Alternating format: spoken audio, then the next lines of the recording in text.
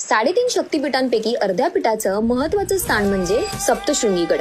पुरातनातही 108 शक्तिपीठांमध्ये सप्तशृंगीचा विशेष उल्लेख आहे.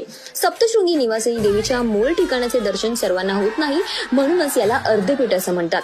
सतीचे शरीर तुकडे झाल्यानंतर सतीचा उजवा हात आजच्या सप्तशृंग माता मंदिर असलेल्या ठिकाणी पडला होता, त्यामुळे हे ठिकाण शक्तिपीठ मानलं जातं. पण ते पूर्ण पीठ नसल्याने त्याला अर्धपीठ म्हटलं जातं. या देवीची कथा अशी की सप्तशृंगी येथे वास्तव करणारी ही देवी म्हणजेच सप्तशृंगी असं मानलं जातं. दंडकारण्यात राम सीता वनवासात असताना देवीच्या दर्शनाला आल्याचे पौराणिक ग्रंथात उल्लेखलेले सापडते.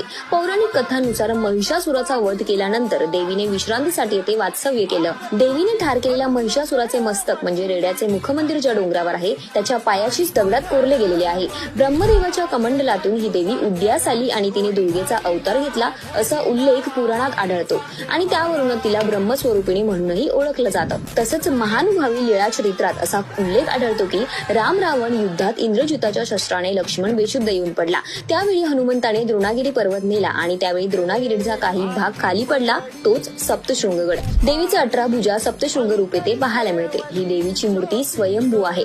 येथील गाभाऱ्याला शक्तिद्वार, सूर्यद्वार आणि चंद्रहार असे 3 दरवाजे आहेत. या तिन्ही दरवाज्यातून देवीचं दर्शन घडतं. तुम्हाला या अद्भुत शक्तिपीठांची कथा कशी वाटली कमेंट करायला विसरू नका आणि अशाच 3.5 शक्तिपीठांबद्दल संपूर्ण